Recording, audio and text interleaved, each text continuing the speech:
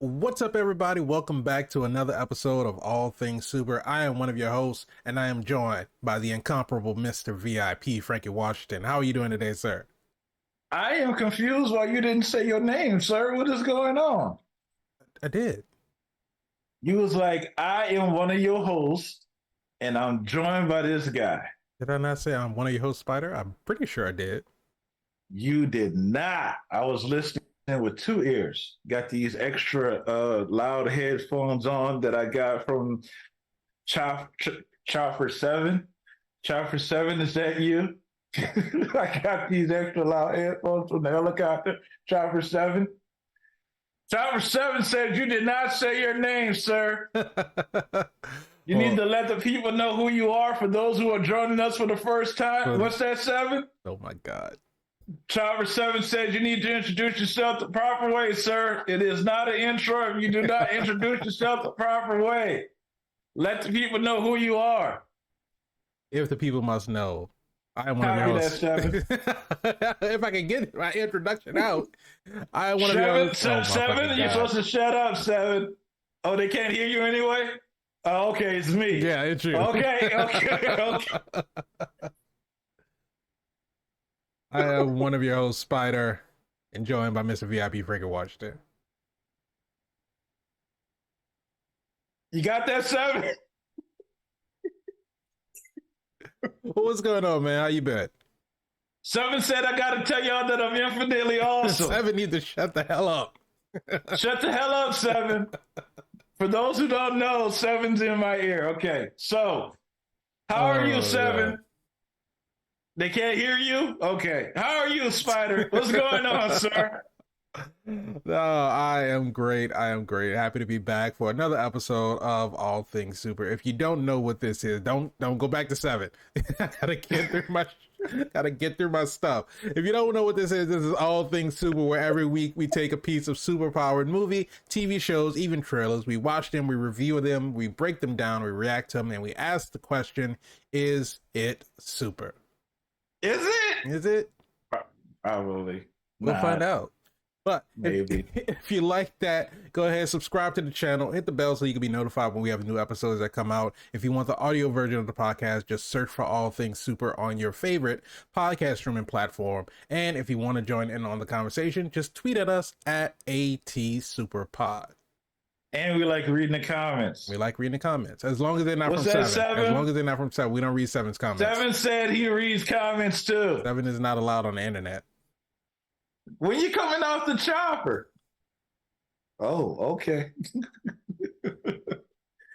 Spider, we are back. It's your favorite time of the day. Whenever you're watching this video or listening to this podcast, it is us.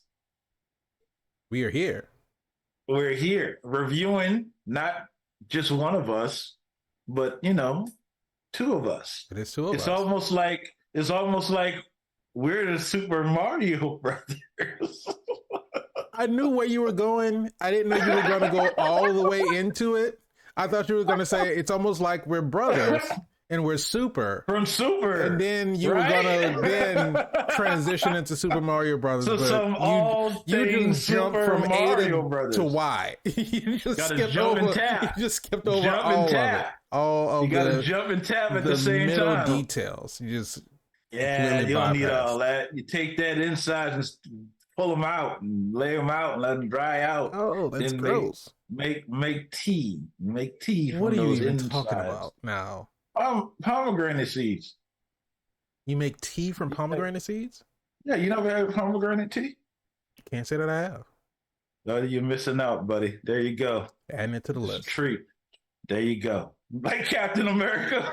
You're adding it to the list. Get my little book. I don't have a little notebook. All my stuff is digital. So that way it goes up into the cloud so I can retrieve it wherever I am. So this is not the first Super Mario Brothers movie. In fact, it's not the second Super Mario Brothers movie. Wish it was. I think it's the third.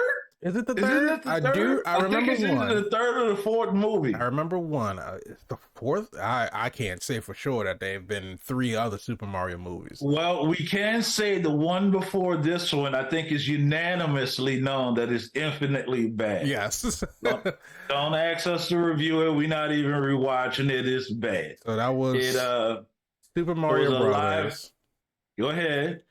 It was a live action version of Super Mario Brothers. They were in a fictitious Brooklyn, not real Brooklyn. It was like Rhino World or something where they had these lizard type people. Well, they started in Brooklyn. Yeah. And John then Leguizamo was in this. John Leguizamo was in it, as well as Bob Hoskins. The guy from Who Framed Roger Rabbit. Yes. Dennis Hopper was also in it, playing King Koopa. He was with that weird haircut that had like vents in it. Supposed to be like, I guess, ridges. Supposed to be like I don't know what they were trying to do. It was like the Fonz. It's like when you try to comb it, it was like, hey, there was no combing. Put a comb through there. No, it looked like an air duct. It looked like the air duct that's just could have had vents coming from it. Anyway, everybody was unanimous. It was like one of the worst renditions of the most beloved video game character probably in the world. 1993.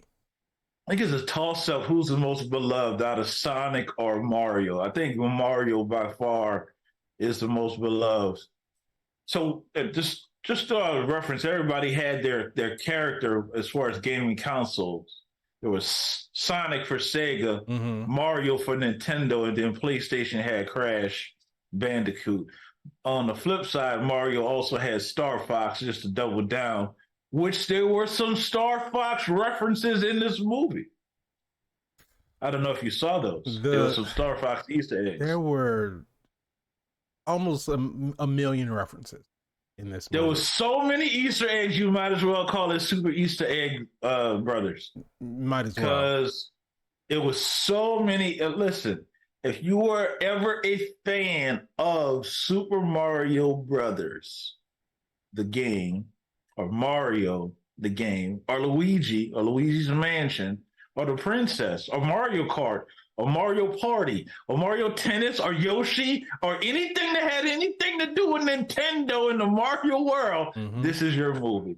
This is your bread, butter, garlic knots, Parmesan sticks. This is your cheese sticks. This is your pepperoni bites. These are your pizza balls. This is your biscuits with the mashed potatoes on the side and the gravy in the middle to connect the two. A lot of starches. A lot of starches in this one.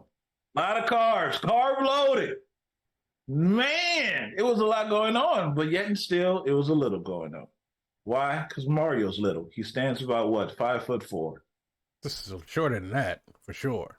He's shorter than that? I would imagine so. Compared to the princess, princess said he was a little guy. Yeah,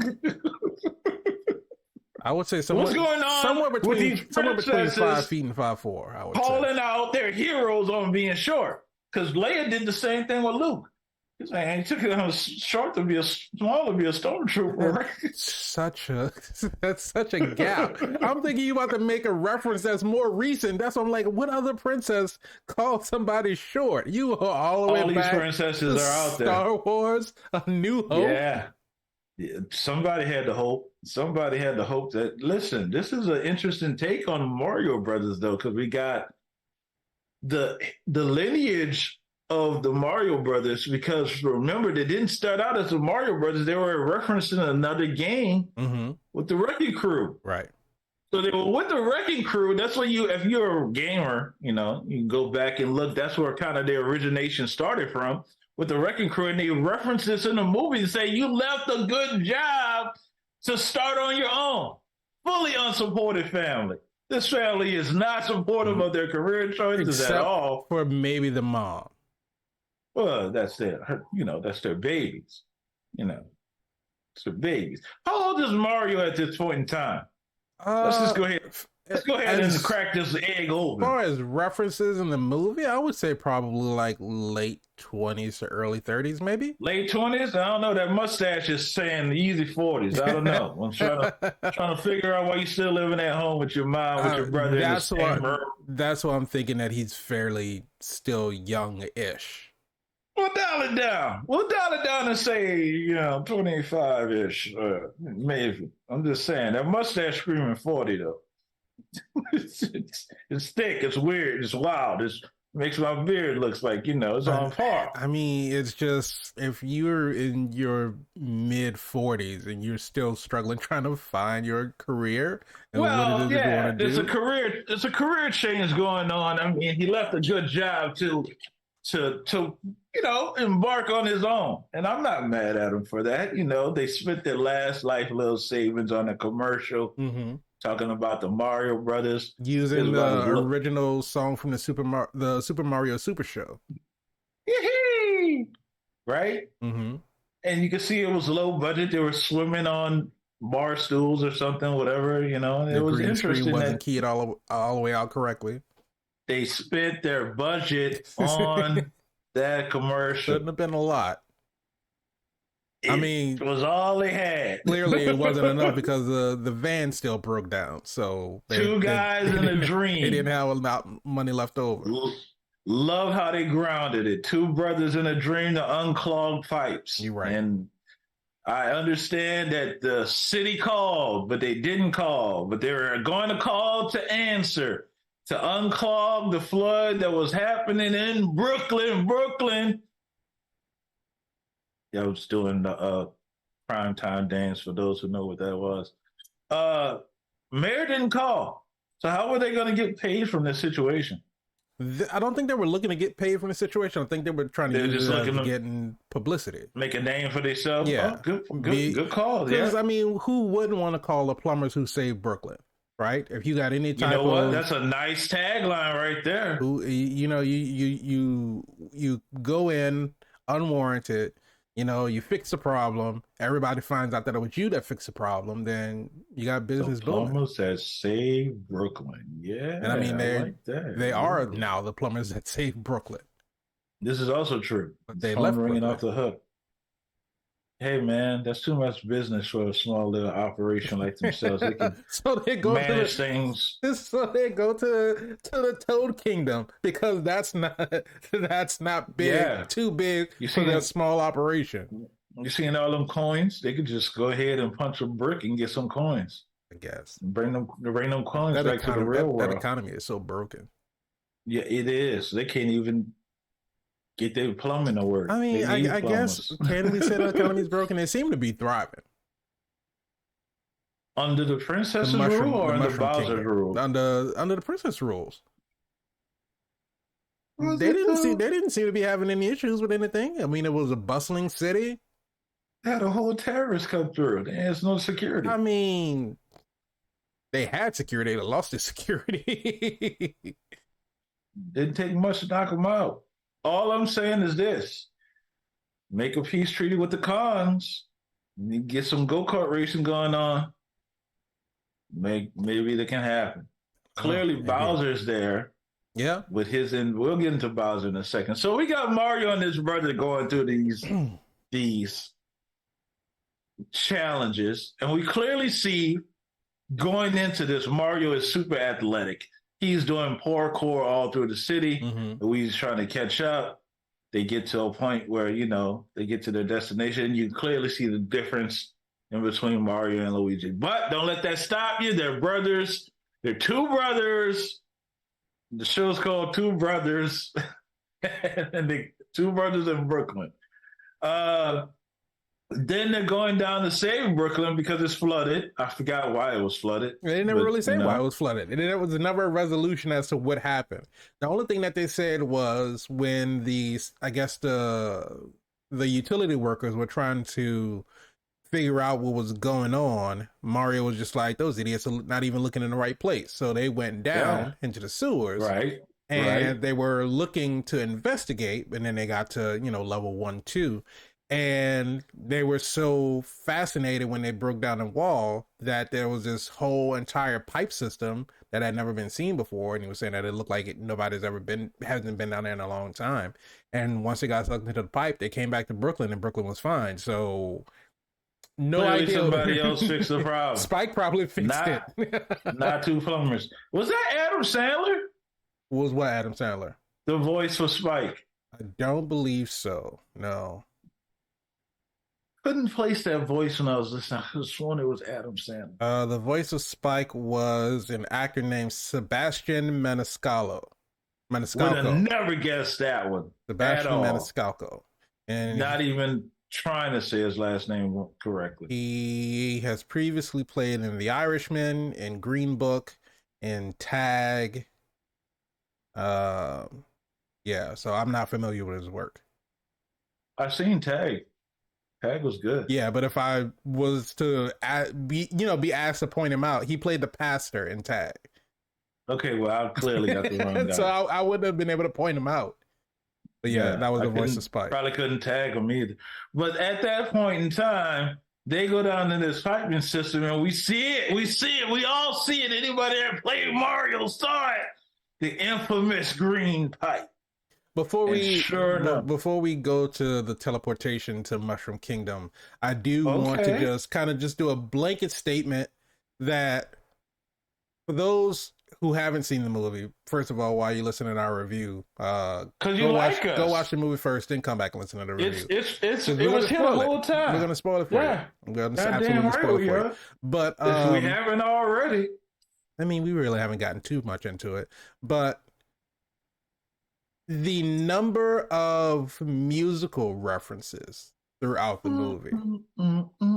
If you are at all a fan of, like we said, a fan of any Mario games, there is, no matter which Mario game you play, there is going to be some theme, some music cue, that you'll recognize as you go throughout this movie.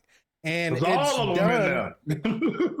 it's done in a way to where it's not just a one-to-one from the video game to the movie. They actually, they did orchestral scores of these Super Mario themes, and they were all done so very well. I can't say, I can't say that I was able to pick all of them out, but the ones that I were able to identify, it was done so well. And then Koji Kondo, who was the person who's composed the original, Super Mario themes, he worked on the soundtrack, as well as Brian Tyler, who has done music for Avengers, done music for Iron Man 3, who's done music for just all kind of like these A-list movies that have these great scores.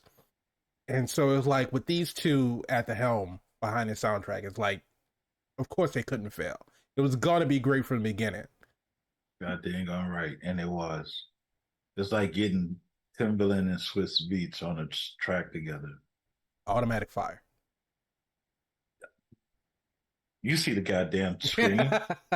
It's fire. It's fire coming at you. Burn your whole face off.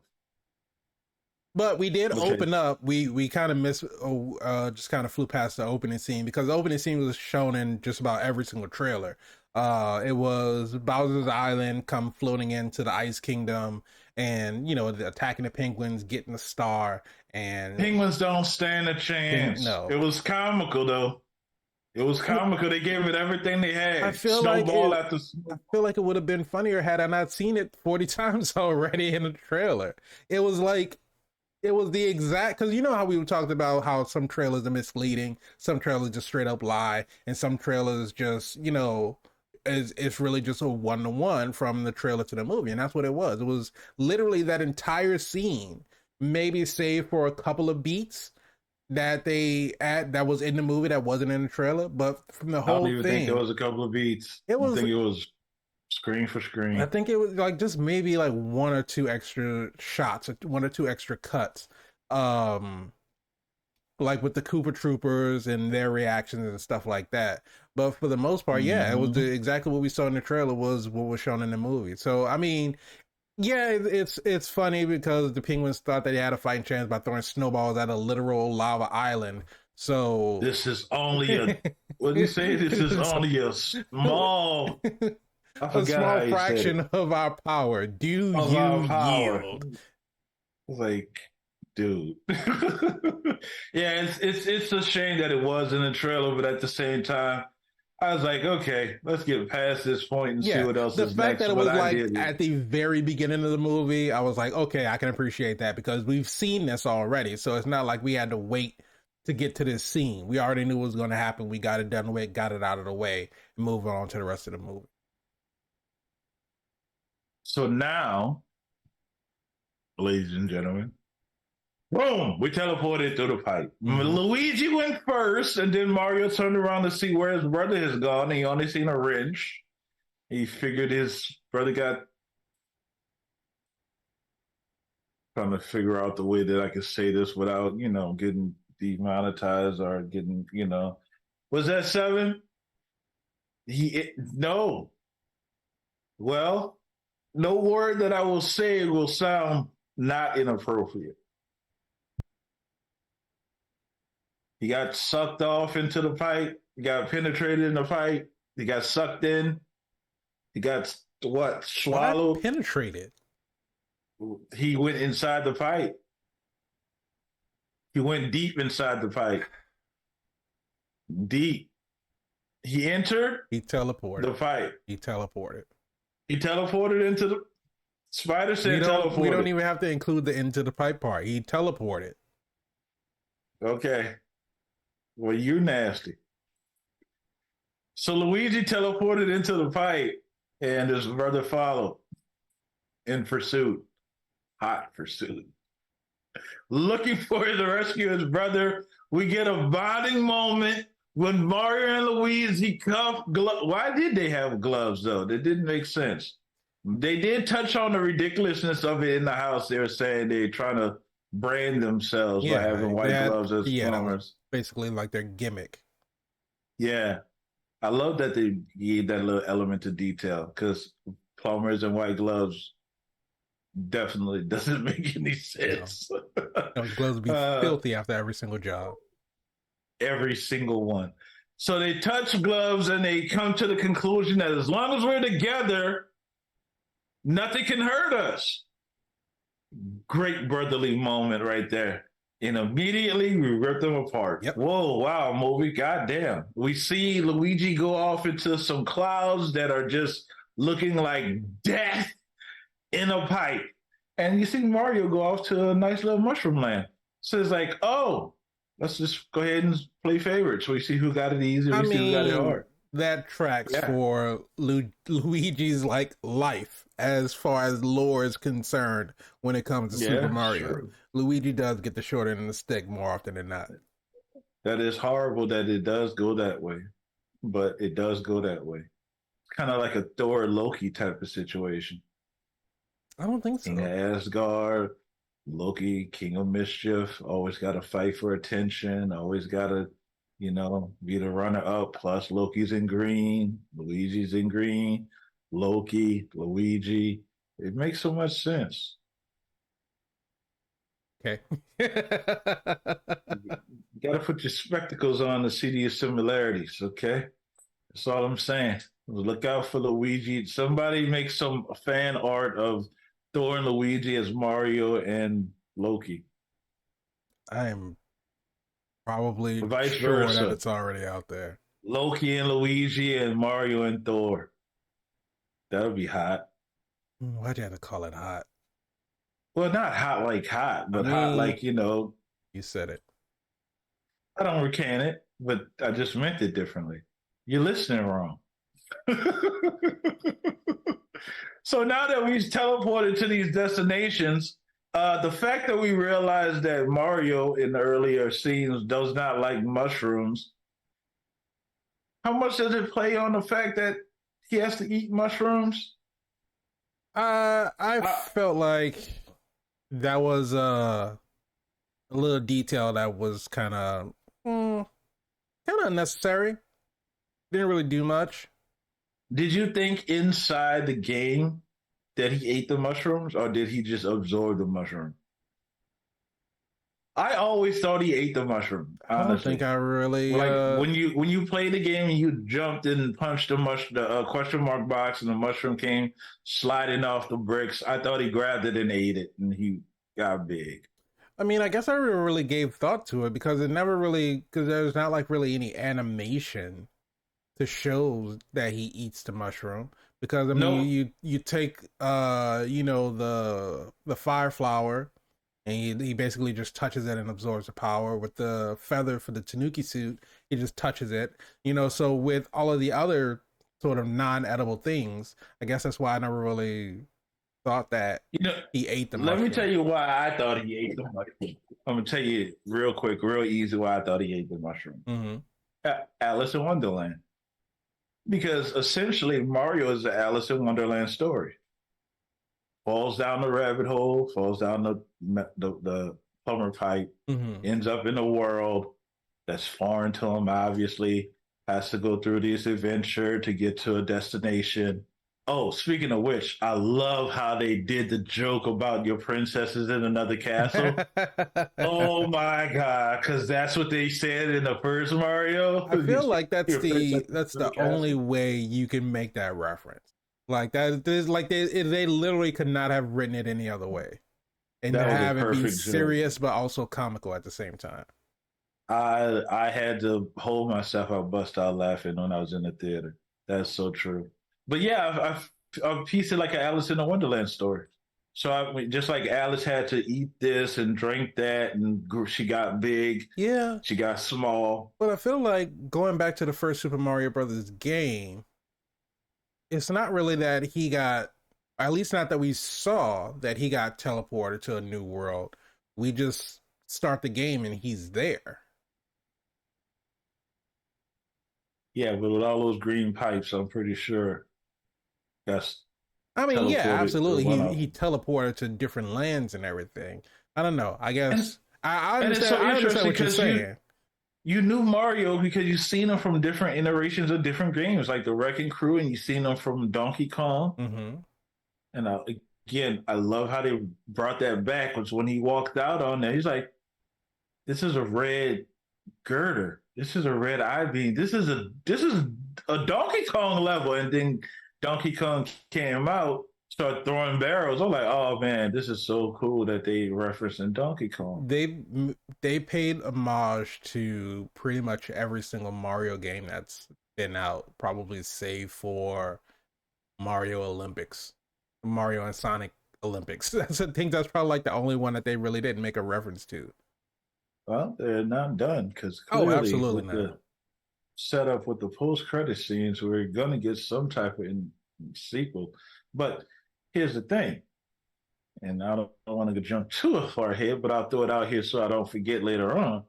Oh, you think we're gonna see Wario? I feel like at this point, if they were gonna bring Or you think they're gonna bring Bowser back a couple of times? Because he's no, not gone. no, he's not Bowser's gone. not gone. He's not Yeah, gone. But I think in order to keep it interesting, I think the next movie would need to have a different baddie, like a different antagonist. so you thinking Wario? Possibly Wario or I mean, Waluigi or both of them. who else outside of these characters are there? I mean, you have a lot of like mini like boss fights and everything that Mario goes up against in the different games, but I mean, it always ultimately leads up to Bowser. That's right.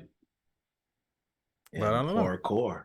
I don't know. I don't know what they plan on doing for the eventual sequel. But I know one thing that in the what 6 days that the movie's been released, it's made almost $500 million Do worldwide. you think? Do you think you will make $1 billion? I think so. Yes. Listen, I when I was in the theater, I seen nothing but loving families and their children, and I mm-hmm. was like, "Get out of here, kid! This is not a movie for you." It absolutely was a movie for them. that was one of the things where while I was watching it, and I always go back to the conversation that we had about being able to watch movies objectively. And while I'm watching the movie, I'm enjoying it, but I can tell that it is absolutely a kids movie based on the dialogue, 100%. based on the 100% dialogue, a kid. based on the slapstick comedy, Mario getting knocked 100%. around, getting beat up by Donkey Kong. He was getting Donkey Kong, Donkey Kong saying it's on like Donkey Kong. It's like, on like Donkey Kong. It's absolutely it's a kids movie, but the number of references that they included into the movie is what was there for the adults. Yes, I agree wholeheartedly. I was just joking when I said, "Get out of here, kid. This movie's not for you." I'm like, "Come on, kid. You know what to do. Sit down and be quiet." But I'm going to say this: for all this stuff, there was some things that did kind of move along relatively quickly. Yeah, the story was it was a very fast-paced story. It was very fast-paced. We introduce our characters. Well, we introduce the antagonist. We see what his goal is. Well, we see what we thought his goal was because he gets the star, and so we think, okay, well, what is he going to do with the star? And so we get introduced to our main protagonist. We get the line, like you said, as long as we're together, there's nothing we can do. Immediately separates them. So herein lies the conflict. There you go. All right. So Mario's objective, of course, is he needs to get his brother back. Okay, but he stumbles upon the Mushroom Kingdom, and the Mushroom Kingdom now has a problem because Bowser is on his way. And so in order to get his brother back, because he says that how did he find out that Luigi was in the Wastelands? Toad told him. Oh yeah, because he said that he saw him going off into the clouds. Like this jet cloud. Yeah, so he said he's like, "Oh, he must be in the wastelands." Yeah, that's Bowser's territory. Yeah, and so now you have a common goal between Mario and Peach, because Peach wants to protect her kingdom, Mario wants to get his brother back, so they need to enlist the help of the Kongs in order to bolster up their army, because as the Toads say, what are we supposed to do? We're too adorable. Yeah, they're right. So they're not supposed to fight. Right. They offer no, military help or any type of brawn in any type of way. But all of these beats. So we find out what our next, it was basically, what is our next move? All right, now we're going to head there. All right, we get to the Kongs. What's our next move? Well, Cranky Kong won't give us the army unless we make some kind of deal. He does not have any interest in helping out Peach. And so Mario agrees to challenge Donkey Kong. And so they get into the fight. Fight, absolutely phenomenal. It was so well animated. Did you get the Thor Ragnarok feeling when Donkey Kong was coming out? Like doing how the Incredible Hulk was coming out? And the feeling in the sense of I already knew it was going to happen. So I don't know why they made it seem like it was going to be such a secret. Yeah. Yeah. Okay. No, I absolutely got that. We already knew Hulk was going to be in Thor Ragnarok. So when Grandmaster is introducing him and giving all of these other nicknames and other titles that he has, like, we don't know who's coming out. But, for our main character doesn't know who's coming out. But yeah, it was pretty much the same thing. Well, how do you think about the relationship between Donkey Kong and Mario? I thought it was great. I thought that animosity between them, when they were driving on Rainbow Road and Mario was talking to Peach and they were talking about, just like the turtles and all this other kind of stuff. And Mario said, "Oh, well, if you come to Brooklyn, I'll buy you a pet turtle."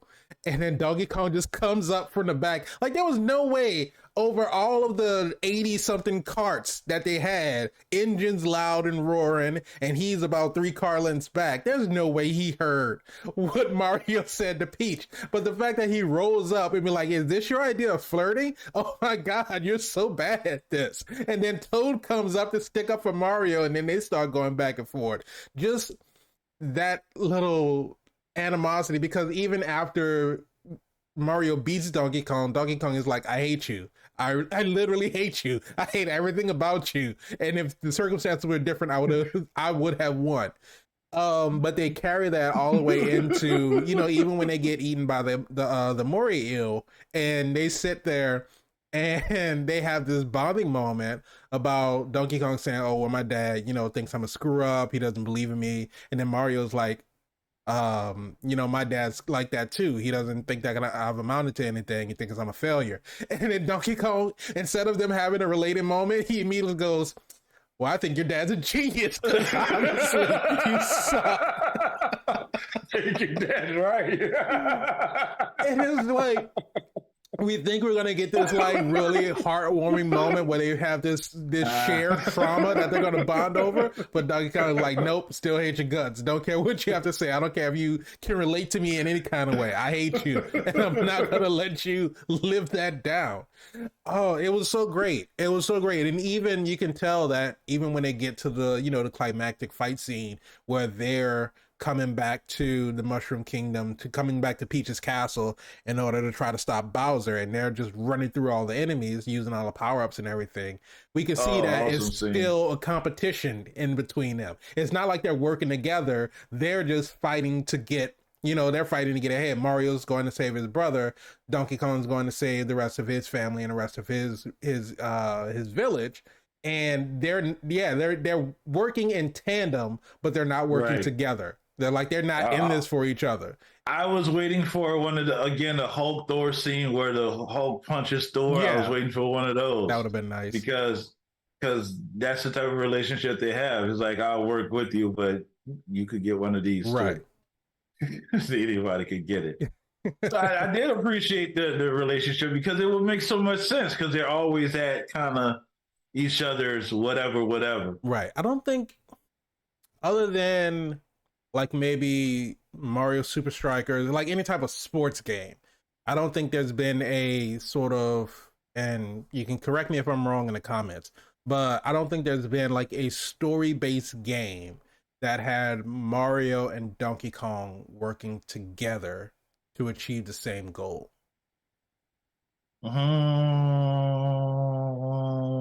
Because Donkey Kong has his games, Mario has his games, and then when they get into like, of course, Mario Kart, they're going up against each other because they're trying to race for first. But like tennis, soccer, the Olympic Games, all that other kind of stuff, they may be a part of the same team. But as far as a story-based game, I don't know if there's been a game where Mario and Donkey Kong have worked together in that. Like I said, if I'm wrong, please correct me in the comments. Like I said, I haven't played every single Mario game that there is out there, so I may be missing out on some stuff. So, what do you think about the motivations of Mr. Bowser? He has the Power Star. He could use this Power Star for world domination, but that's not what Mr. Bowser wants. No. He wants a wife. Peaches. I love Jack Black. I absolutely love Jack Black. Oh my God. I would say that he's probably the best part of this movie. Him as Bowser was absolutely delightful because he was the perfect balance of menacing and just nonsense. Because he would flip-flop so fluidly between just like being so in love. It's like, oh, love makes a guy do crazy things. And then he finds out, that Mario has been talking with Peach, and then he immediately turns the switch and is like, all right, let's kill him. It's just like, it's just Does she like him? Does she like him more than me? I love that whole thing where he's asking Kamek, he's asking Luigi, well, do you think princesses like men with mustaches? Right? Like he could grow facial hair. But when he's playing, he's on the piano, he's playing the piano, playing the theme. Yeah. And then, oh man, that was awesome. But then turn around and become angry and slams the case closed on the little Toad's hand. Yeah. Oh man, it flows so perfect from being, just talking to you as a regular guy, trying to get some words of advice, trying to, be the shoulder to lean on, and you're right there playing, accenting my da-na-na-na-na, and then the wham! slam. It's like, And ah! then he walked away, and Kamek was like, "Can I lift the cover off my hands?" And he said, "No, pain is a powerful teacher." It's like, damn. He's That's like, "I some want you to villainy. sit here with That this is some pain so you villainy. can That learn is your lesson." villainy. 100% villainy. So you're absolutely right. He told that line so effortlessly, seamlessly, And smoothly. even in the presence of Peach, it was just like, "I don't want to destroy your kingdom. I don't want to." He didn't even say like he wanted to rule over her people or anything. He was just like, "I love you and I want to marry you." And he was like just so Right? sweet about it. And she was like, "No, why would I ever want to marry you?" He was like, "Oh, okay, it's gonna be like that. Kill everybody." Kill everybody. It's like just Everybody die. literally a light switch. It's like on off, and then she was like, "Oh, I'll marry you," and he's like immediately off, and then he's like back to being lovey again. Simple motivations, very humble with it. Oh my god. Here's what's interesting. Mario is known as a rescue game. It is a hero game. It Mm-hmm. is Mario going to the castle to save the princess. Right. Noted in this movie. And I was telling this to the missus. There is no princess to be saved. There is. I'm sorry, there was not. There was The princess. Luigi The was the princess. Oh, you know what? You're about to make some people mad. princess. Not in the sense of he's a literal princess, but that was the rescue. He was on a he quest was to the save his rescue. brother. Right. So Luigi, Correct. like Luigi's not a princess, but Luigi was the person to be saved. Correct. Which, and again, it made sense because why would you go on a rescue to save a princess you don't even know? Right.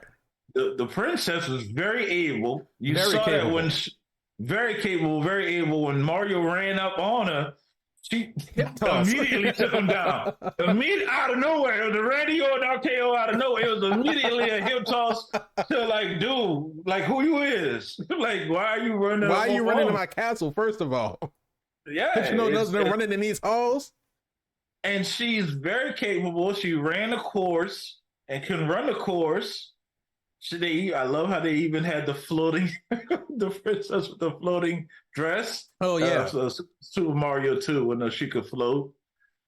Oh my God! So many references in this movie. they even allow, you know, they give you, because of course they sprinkle a little bit of backstory in all throughout the movie, but just to show you how naturally talented she is. she she's talking to Mario, and then because Mario of course is feeling bad because he, after all his tries, all of his attempts, he still wasn't able to get the flag. He got close to it, but he wasn't able to get it. Got close. So Peach is And he like, didn't accomplish it. She was like, "Yeah, you can still come." He's like, "But I didn't succeed." She was like, "But you don't give up, and that's a good quality for a person to have." And so she was like, "And don't feel bad because, you know, it took me a while to get used to the course too." She was like, "You should have seen me. I was so bad. It took me so many tries." And he was like, "You got it in the first try, didn't you?" He was like, "Yeah, I got it in the first try. It was just real easy." But it's like, yeah. she shows that she's naturally talented, but she's also compassionate. So she knows she's a badass, but she's not going to try to make you feel bad about you not being as badass as she is. I like that. I like that. It was very relatable for me because, you know, not that I'm a badass, but I don't make people feel bad about not being a badass. Right. So it was relatable for me, the non-badass part of me. So now we're all, Bowser's coming. We have our conflict. You know, we get, how did Luigi get out of the mansion? He was captured.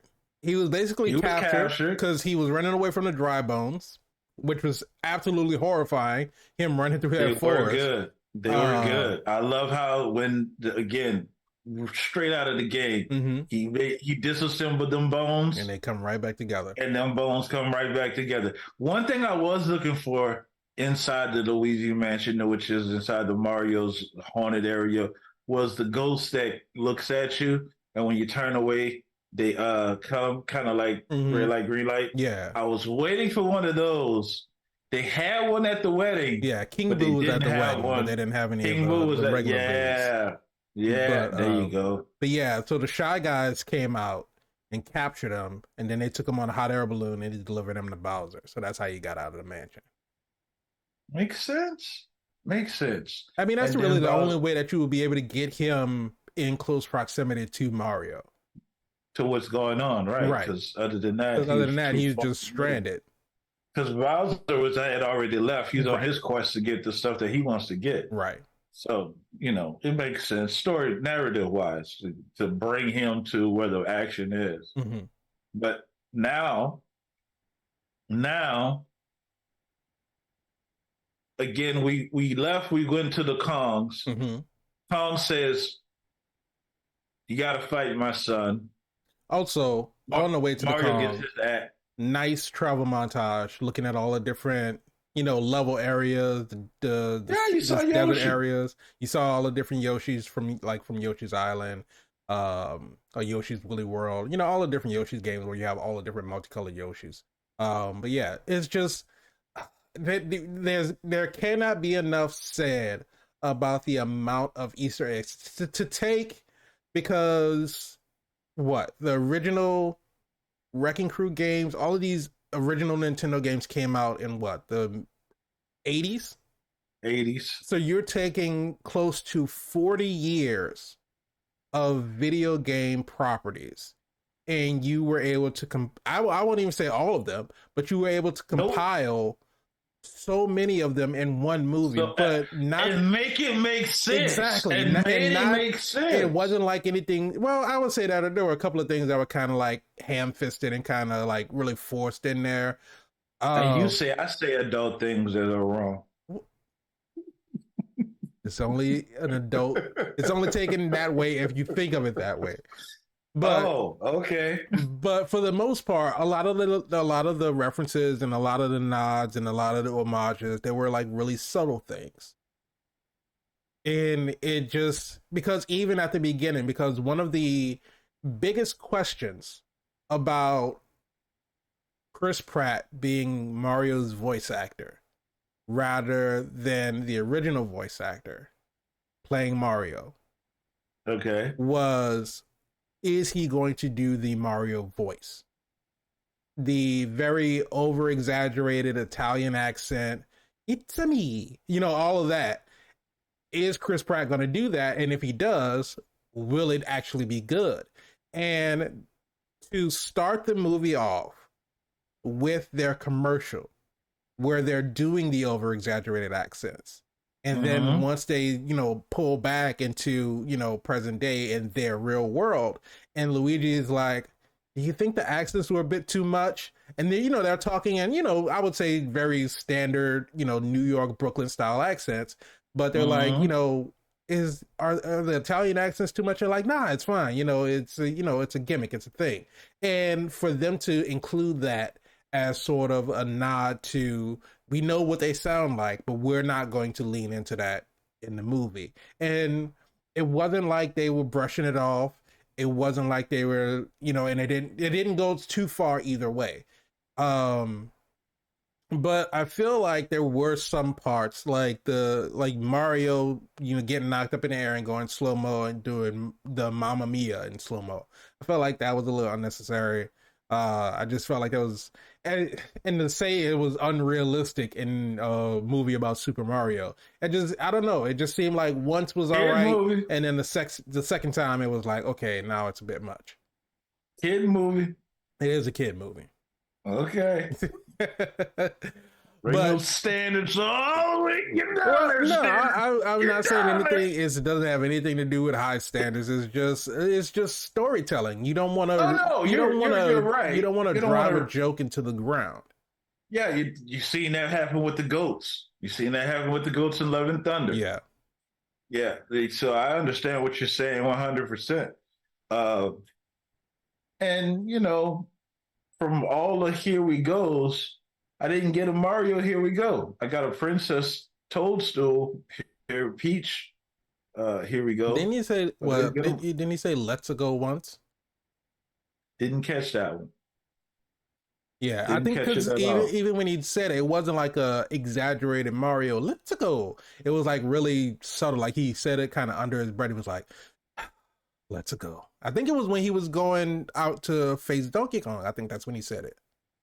Hey, it's okay because at the same time, remember, Captain America didn't say Avengers Assemble till 10 years later. So True. we got a franchise to build.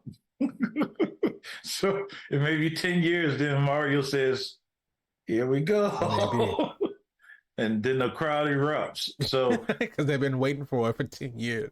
hey, it's clear we got a franchise going on. But I thought it was cool that the princess did not need saving. Mhm. She was very capable of handling her own business. And in these quote unquote, for those who are listening on audio, woke times, I think that's appreciated because women ain't trying to have no man come through and save them.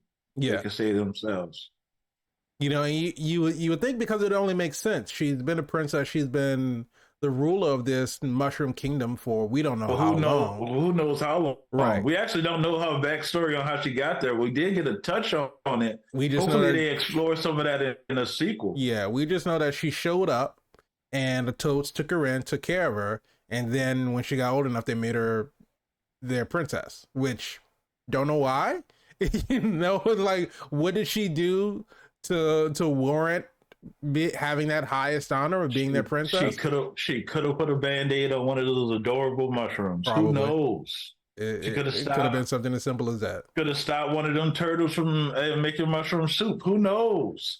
Could have stopped Bowser from coming in earlier at one point in time, kicked him in the shell, and now he's in love because something nobody's had ever to stood happen. up to him like that. Yeah, because something had to happen to make him obsessively fall in love with her. True. You know, because obviously he knows she's there. Mm-hmm. So his goal, you know what? It was a Thanos type of quest. Thanos from the comics, not Thanos from the MCU. MCU.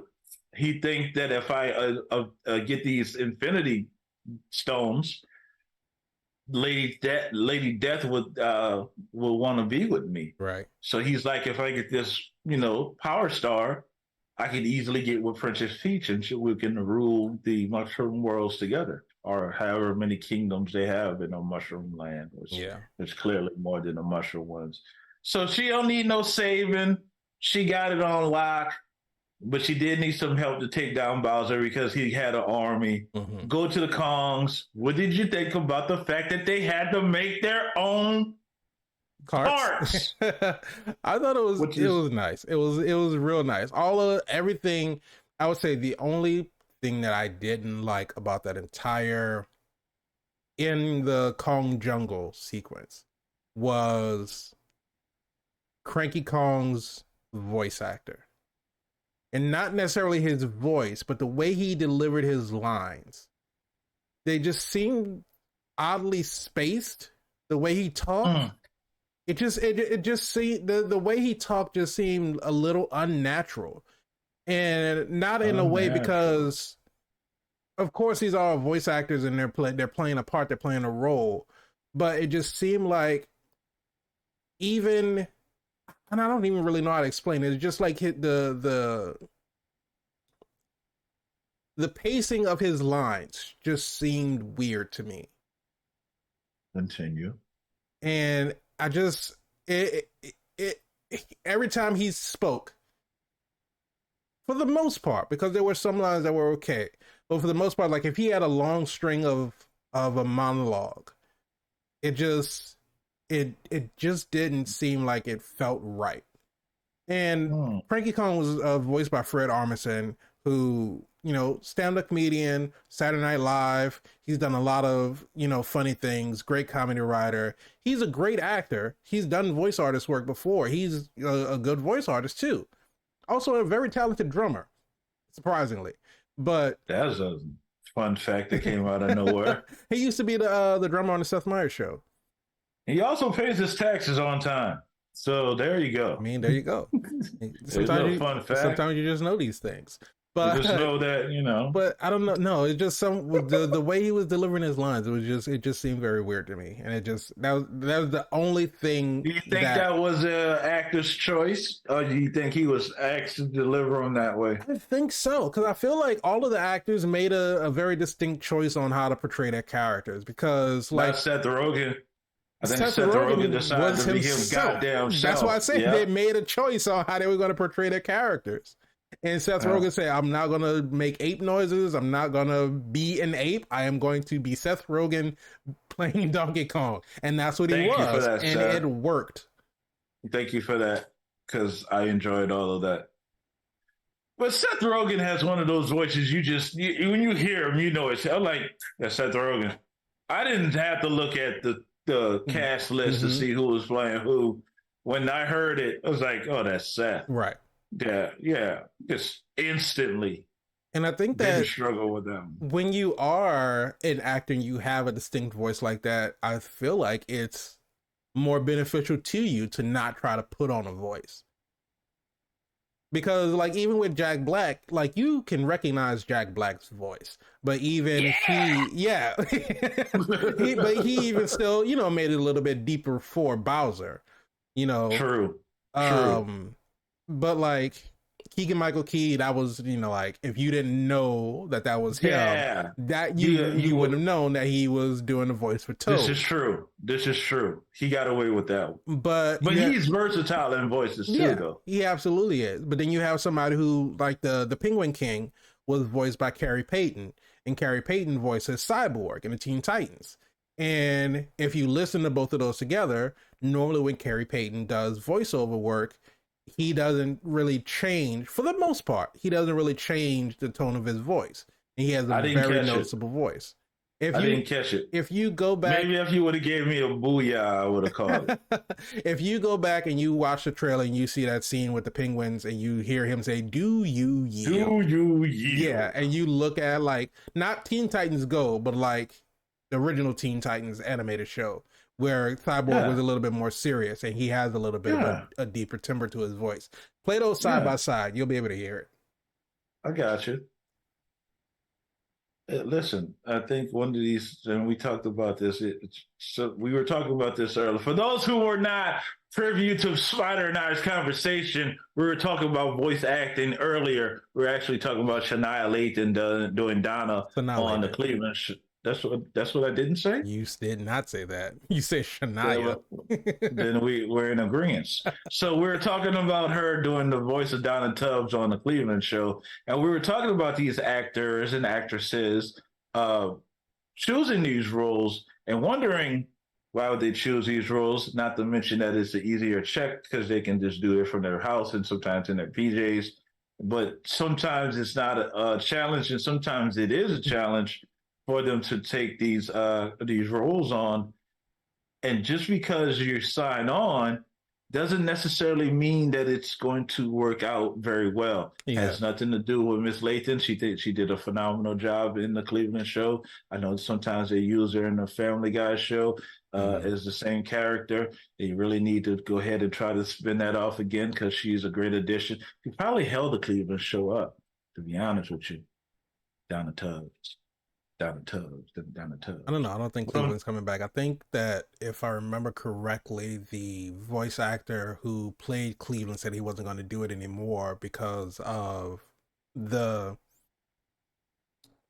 what's the word I want to use? But just the fact that he was a white guy playing a black guy. So if they do bring Cleveland back, sure.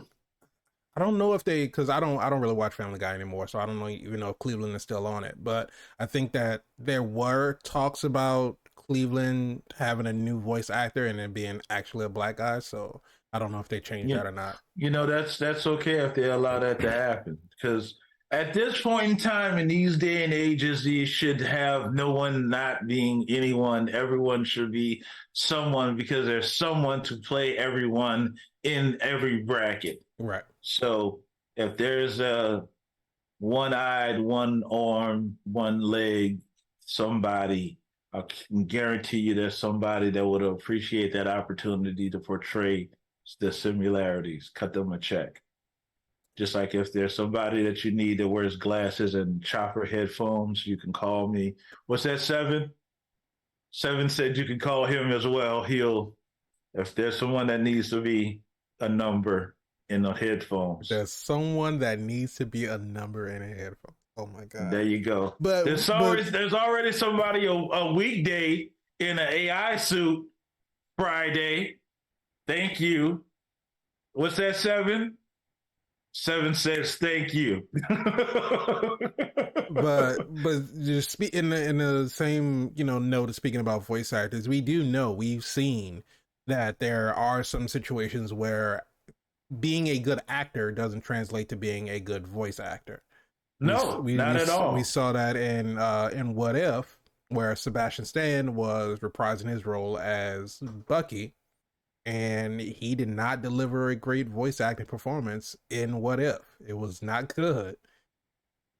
And that's not to say that Sebastian Stan isn't a good actor, because he is a really great actor. But I'm not going to say anything about that because Sebastian Stan owes me money. Okay, so you should be able to talk freely about him. Are you not going to say it because you think that he's not going to pay you back? Oh, he was talking shit about me on his podcast. I'm not going to pay him back. Yes. But to go all the way back to answer your question, what I thought about them going, like the whole montage, all of the little montages were great. So even a montage about them picking out the carts, painting them, seeing Mario get his classic cart, Peach get her motorcycle, we see Toad roll up in a monster truck, hilarious. It just all of it was so funny. All of it was so great. Even them driving down the road and Mario freaking out like, hey, we're running out of road. And then so Cranky Kong rolls up, he's like, well, you better speed up. And then so he jumps off, and then we jump in, and of course, again, spoiled in the trailer because we already saw it, but you jump down and we get to Rainbow Road, one of the most iconic tracks in Mario Kart. But that, the whole scene was great. Music was great. Everything about, that whole little process was top tier. Final action scene. Why did we have to take, okay, so we got the bullet time, and we seen that Mario has to fight the bullets. We get the iconic little fight scene in the end. We see Mario get, before we get to that scene.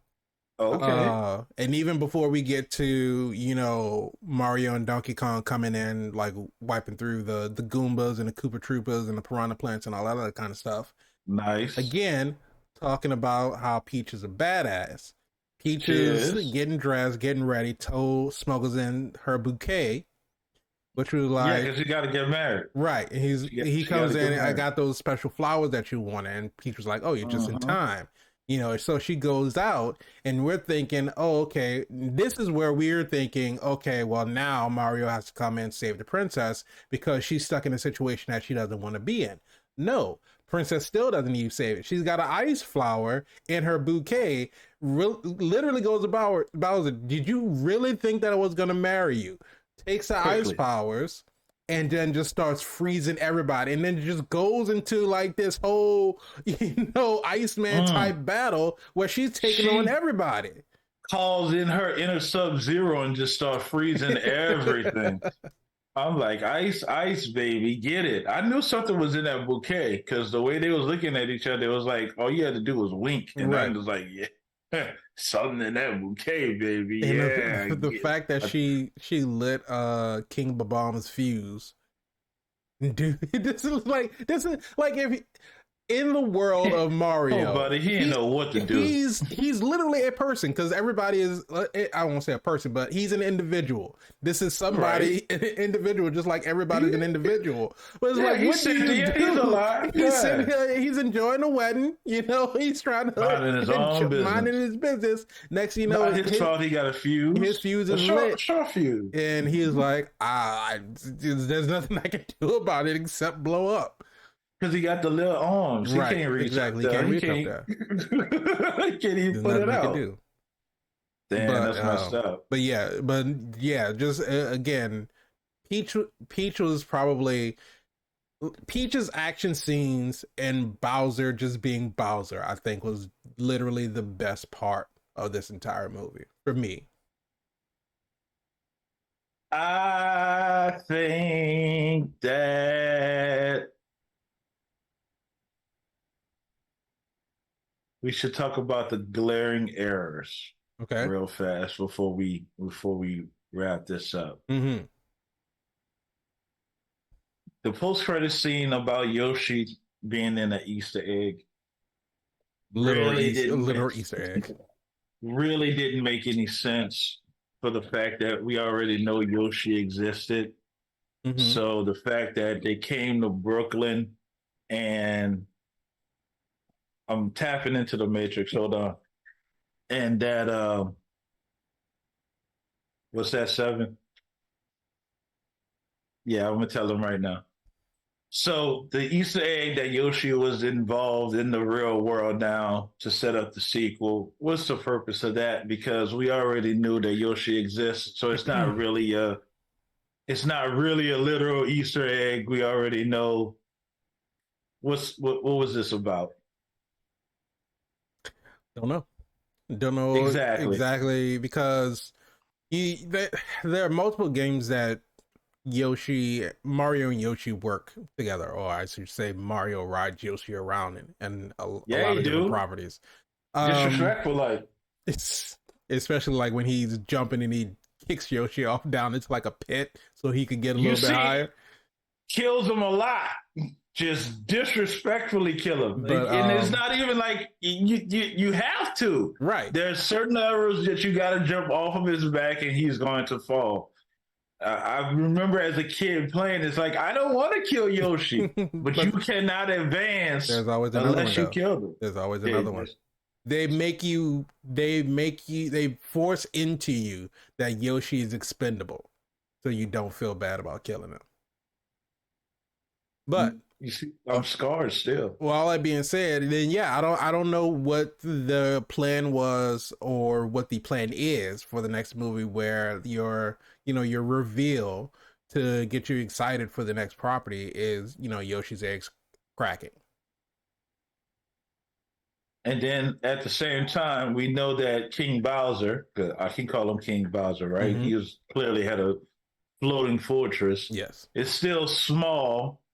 Are we unnecessarily. gonna are we gonna break him out of this little glass prison? Is he gonna get a power up that he's gonna return to full size? So here's the thing that we I'm pretty sure his army of allegiance can kind of overthrow the situation just to break the yeah. glass and get him a mushroom. But here's the thing that was set forth by the movie. This was a rule that they put in place. When the first time we saw that Mario ate the mushroom and he took damage, he ate the mushroom, got big, took damage, Right, got back small. When he was fighting right, Donkey Kong and he thought he was getting a growth mushroom, he got the mini mushroom, which shrunk him down. right, And so, right. even as a smaller size, he took damage. Once he takes damage, he reverts back to his original size.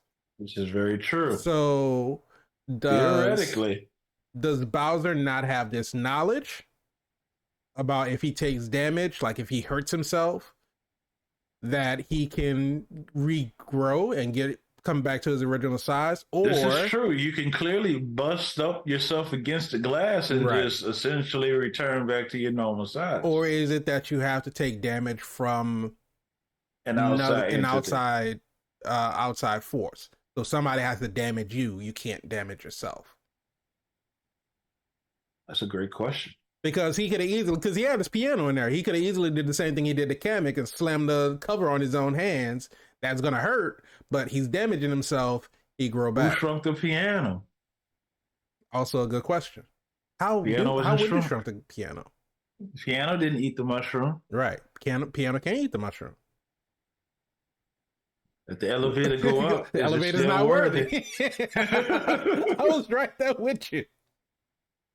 So you have to talk about the errors if we're going to talk about the awesomeness. Right. So I understand it's a kids movie, but at the same time, we're being pretty. We just want it to make sense. That's all.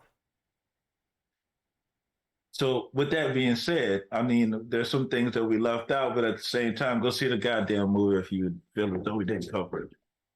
Spider is Super Mario Brothers.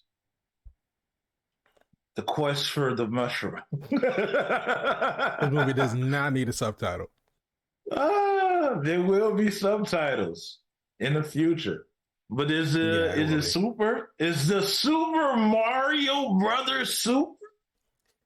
You know, I was literally asking myself this question while I was watching the movie. It has super in the name. It does have super in the name. But I was sitting and I was watching the movie, and because I knew we were going to do this episode, and so while I was watching it, and I'm going through my head, I'm like, is this super?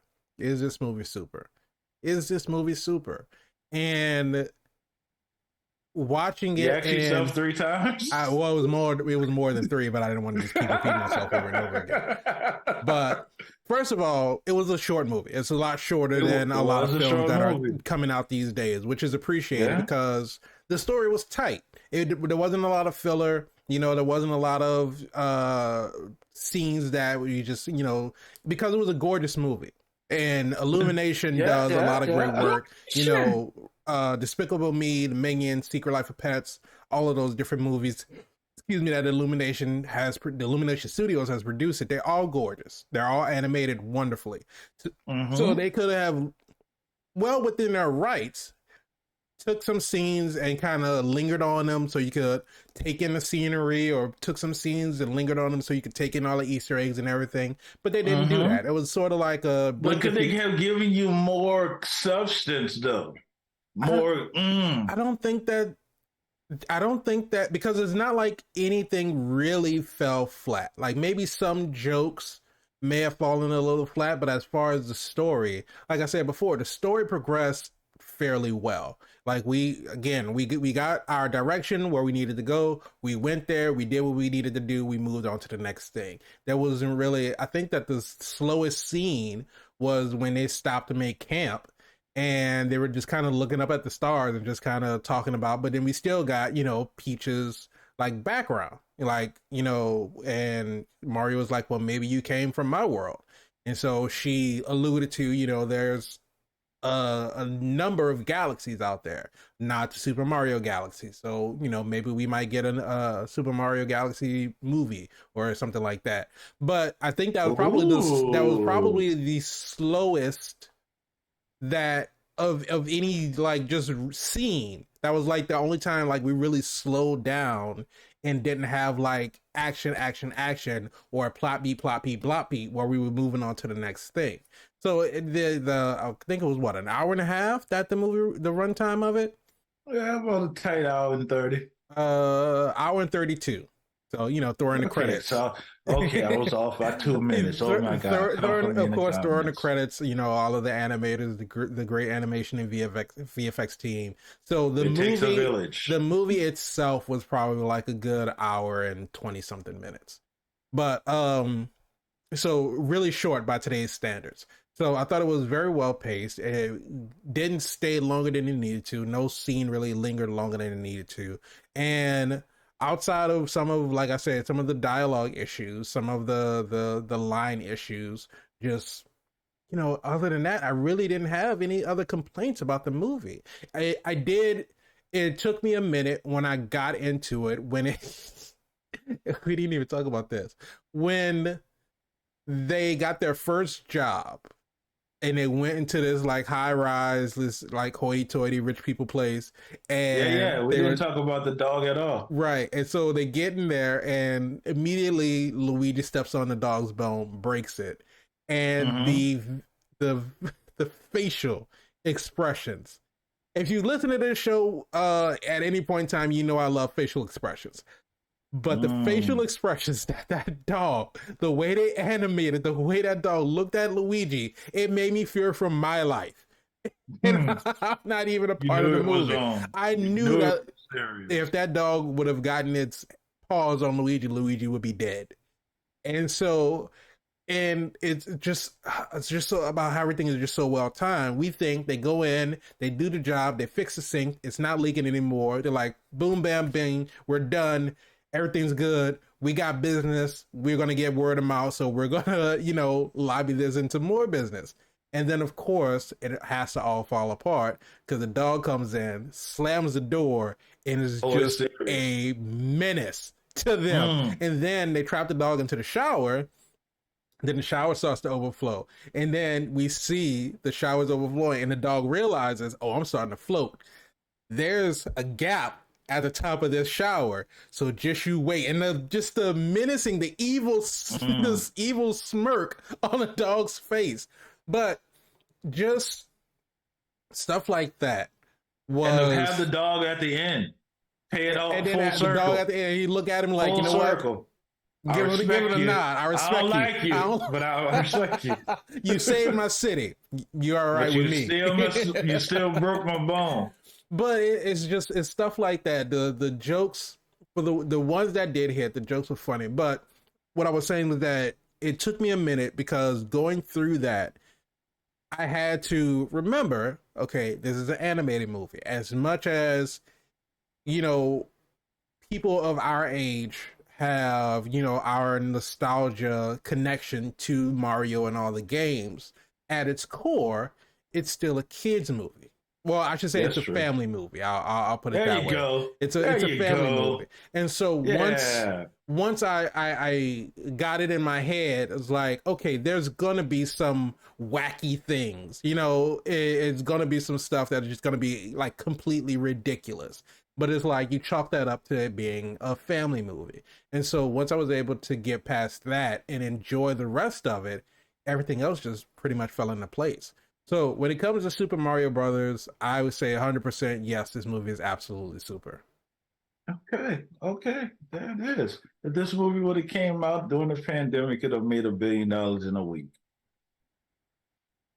They're just short of the 500 million in a week, so who knows. But Mr. VIP Frankie Washington, when it comes to Super Mario Brothers, Mario, Luigi, Peach, Toad, Bowser, I don't want to hear from Seven. I want to hear from you. So he asked me, Seven. He asked me. God damn it, man. This is why you're not on the show. Okay. The question is it super? Is Super Mario Brothers, the Super Mario Brothers movie, is it super? Actually, the Super Mario Brothers movie 2023. Super Mario Brothers. Yo, you goddamn right, because that other one before this one, hell no, it ain't super. You take that sound bite. Hell no, it ain't super. Yeah, it is. Yeah, it is. I know what y'all thinking. I was gonna say no. Yeah, it is. For whatever it's. Listen, I'm gonna ask you a question after I do this whole dialogue. Mm-hmm. For me, the nostalgia was there because again, I was that kid. Super Mario came out. I played Super Mario Brothers on the arcade.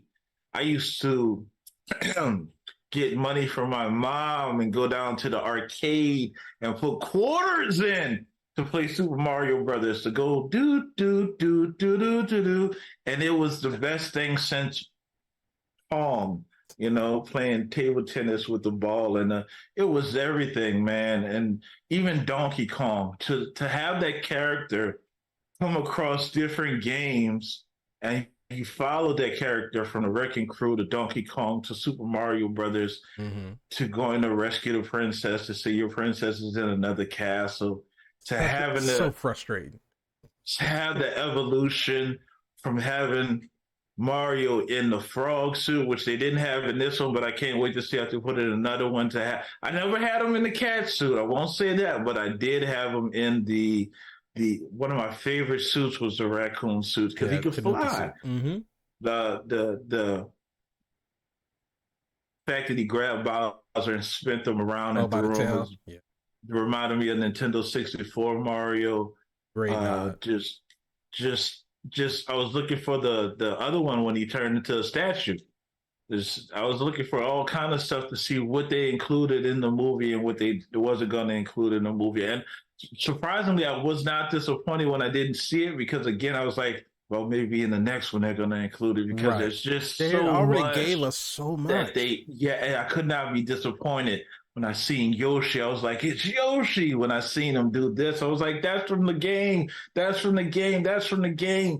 And then again, to have it so modern, but to have it so retro, to have it so, in universe, but to have it so different, to pay homage to, like you said, they had the accents, but then to take away from it because it's too much if you try to go down that route. Right. But we'll tell this story, but we'll tell it this way, and to play on the obscurities of plumbers, white gloves, it makes no sense. Mm-hmm. But again, it's for the gimmick. We're trying to brand ourselves and separate ourselves from everybody else, and we're not doing well. We're struggling as plumbers, and at the same time, like we were just talking about, we went out there to try to save the city, to save Brooklyn, not because we were called. They didn't know, they don't even know us. So we're trying to get recognition. And in doing so, we discovered this pipe and got teleported there you go. to a new place where, we didn't go there for the adventures of trying to discover something. We got lost. We got separated. My brother's over here, I'm over here, and I'm just trying to find my brother so we can get home. Mm-hmm. And then I hear about this guy that's a tyrant. I'm not trying to face him. I'm trying to help her so she can help me find my brother. So when I find out that you have my brother, wait a minute, you're trying to kill my brother. Oh no, we can't do that. Now it's on. Like Donkey Kong, and I just so happen to make a friend. Now, I'm trying to fight for my life, and then I make your world merge to my world when I'm sitting there, and I'm having this moment. Luigi got so close to dying. Very close. So close to that. Very close. Very close. And then you almost forgot that Mario was around for a second. It was like, is Luigi really going to die in this movie? Hey, man. But as you saw, when Mario was sitting there in the shop and everybody was fighting, Mario didn't have any fight left. No. He was done. And the TV came on and the video came on. And it was like re-sparked a light inside of him, but he was beat up. He was not. I could do this all day. I'm good. His eye bruised, jaw swollen. I think his shoulder was dislocated. You've never seen Mario like this. You never seen him down and out like that. Mm-hmm. So for him to get up and answer the call of the hero, to go back out there to say, I'm going to put it all out there. And if I get whacked, I get whacked. So that's the call. What do you feel about coming full circle? The entire movie, we get Luigi's character, his personality. He's a bit trepidatious. He's a bit cautious. He's not the gung-ho type. He's not the one to run headfirst into danger. He doesn't stand up for himself. He's a little bit, kind of absent-minded, because like when Spike said, oh, have you even gotten a call yet? And Luigi was like, we did get a call, and it was from our mother, and she told us how much she loved our commercial. And so and he just spikes his phone. It's like, obviously that's not what he's talking about. But to come full circle, and we see Luigi have the memories of when they were kids. Shout out to Baby Mario and Baby Luigi. But even Luigi getting picked on as a kid, Mario's coming in to save him. And the entire movie, it's about Mario saving Luigi. So what do you think about the turn at the end of Luigi coming in to save Mario? And then coming back to, again, coming full circle, telling him, as long as we're together, there's nothing that we can't do. Yeah, I didn't understand how Luigi was able to hold that and not be burned from the other side of it. But at the same time, turn that brain off and just enjoy it. But the white gloves protected him. There you go. Against the hot manhole cover that's literally probably about to melt. It did get hot. But at the same time, yeah, of course. Because again, we talked about character arcs, and that clearly was a character arc for Luigi. As far as him playing true to his character, I think that was his character. And, you need somewhere to grow. Just right. Even though that's how you started the movie, it clearly shows that it wasn't how you had to end the movie. So we've talked about that many a times. And for Luigi making that transition, it did not hurt. It only helped the movie become super. Like you said, short movie, but again, we've seen short movies that couldn't nail the head on the hammer. On the hit. I'm I'm saying it Couldn't in nail the head on the reverse. hit. I'm saying it, yeah, exactly. And we've seen long movies that could not land a plane on the runway. So You need one of it's those nice to know Fast and Furious on runways. that even the one that never ends.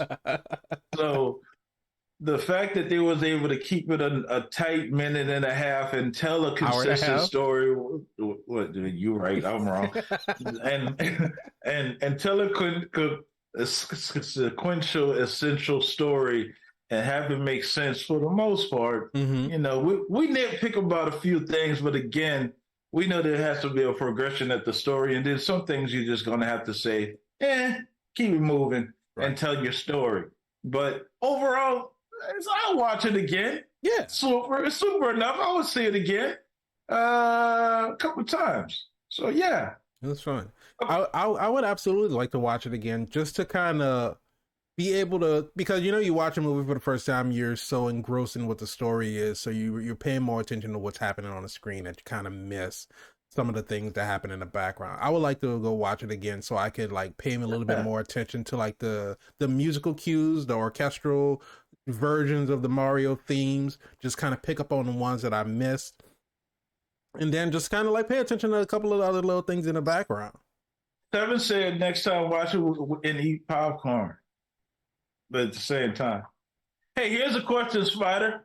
With all this going on, right? Mm-hmm. All these references and paying homage. Here's $1 million question for you. Favorite Mario game? Favorite Mario game? Favorite Mario game?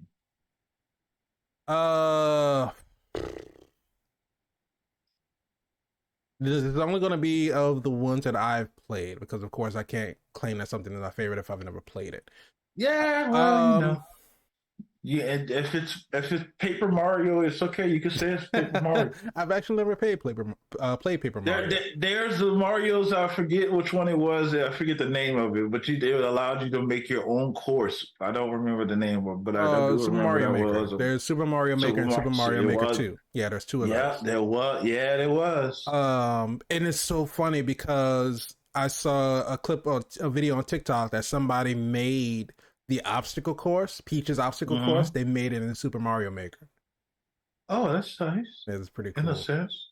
But favorite Mario game, probably the OG, probably the original Super Mario Brothers. What? That was the first video game that we owned. The first console that we owned was an original NES, the Nintendo Entertainment System, and we had the bundle package. It came with Super Mario Brothers, Duck Hunt, and then a track and field game with the rollout trackpad where you can get on it and you can run to run your races and stuff. But yeah, I would probably say that probably the OG Super Mario Brothers would be my favorite. What about you? If I had to answer that question, I'm going to go ahead and tell you it's Nintendo 64 Super Mario. Okay. I believe that was the one that Mario first got 3D'd. Mm-hmm. You could run in a circle and you could jump in and out of those photos. Yeah, the portraits. Yeah, you can. Yeah, you could. Oh, man, it was awesome. And I think that was the one, too, when you could jump and actually smash stuff with your bottom versus just your head. Which they did in the movie. They did the ground pound in the movie. And you also grabbed Bowser by the tail and you threw him. You had to throw him off the island or something like that. Mm-hmm. Yeah, I used to love that one. Woo, Mario. I mean, there's no shortage of Mario games to be. Leave your favorite Super Mario game in the comments. I want to know which one was your favorite one. Yeah. I'd love to know that one. Seriously. That'd be awesome. Yeah. Let us know in the comments what is your favorite Super Mario game. Also, let us know what you thought about the Super Mario Brothers movie 2023.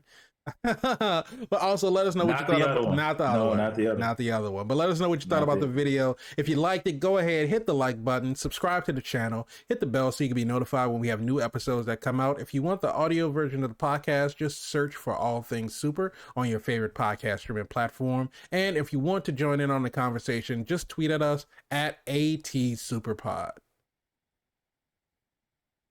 7 said, leave in the comments your favorite Mario glitch.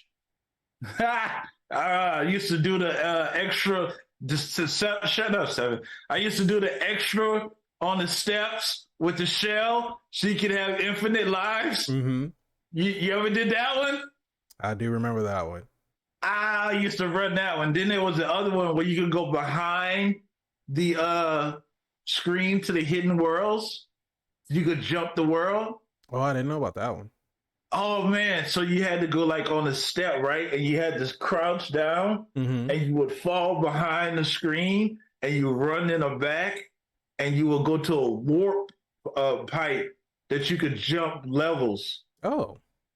Oh Never man, even it knew was that. awesome. Hell yeah! Going back to the original Super Mario on I think it was level 1-2, where you could break through the ceiling and then you could run across the top of the level and then run all the way to the end. Yeah, nice.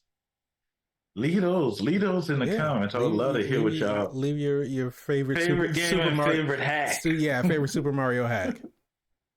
And not just, regular shortcuts in Mario Kart. Those don't count. Yeah, that don't count. God damn, you might as well just throw the shell to hit the lead car. Blue shell. The fact that the whole Mario the kart racing scene was kind of like Mad Max almost. The kart blows up and the Koopa Troopa comes out of the fire. It's like don't they ever die? No, witness me. No, that was fun. Mario was not in the lead either. No, he wasn't. So why did he get hit with the blue shell? Blue shell is for the lead car. Well, the thing about it is, I think the way that they did it was he was in the lead, and then when he saw the blue shell coming up, that's when Peach passed him. Peach and Toad passed him. And so because he was in the lead when the shell approached them, that's why I started circling around him and he got caught. I think, if I remember correctly. Because I know by the time he got hit, well, he and Donkey Kong, when they got hit, Peach and Toad kind of just like had just passed him up. Interesting. I did like how Peach was not about to stop. She was like, no, she was like, I gotta go. The rainbow rainbow road broke back there. All of the Kongs got stuck. Peach was like, I gotta go. The mission is bigger than you. The mission is, I gotta save my people. But dude. the fact that she took her motorcycle, she rode it up the wall, she jumped, scared it, and then just like walked off of it and just like, we gotta go, and just was gone. Just always about her business. Big princess energy. Oh, but absolutely, you should go check out the Super Mario Brothers movie. It is phenomenal. You'll have a good time. Even if you're not, I will say this: if you don't have a connection to the games, you may find the story a little bit lacking. If you're not familiar with the characters, if you never played a Super Mario game and you don't really know much about it, you might find the story a little bit lacking, because they really do load up. They've really loaded up this movie with references to all of the different Super Mario games and all the things related to Super Mario as it relates to Nintendo. So if you don't have that knowledge about it, you may miss out on the nostalgia. But the thing about it is, it's still pretty funny. It's still a lot of jokes. The little star that was in the cage and was just like so doom and gloom, even though she was absolutely adorable. And the Penguin King was like, "Oh my God, we're already sad. We don't need this anymore." It's so depressing. Because it was there for its own free will. The star got out the cage, could have left at any time. Could have. It's just horrible. It wanted to die. I think it was so. When it was going down in the lava, it was like, finally, the sweet embrace of death. And then when it stopped, it was like, "Aww." Yeah, I think it's so straight-laced is enough. Even if you're not a fan of Mario, it's still a good movie to watch. Yeah. But Again, let us know in the comments what you thought about it. But thank you so much to everyone for joining us with this episode. We'll be back with another episode, another review next week. But until then, keep being super. Shut up, Seven.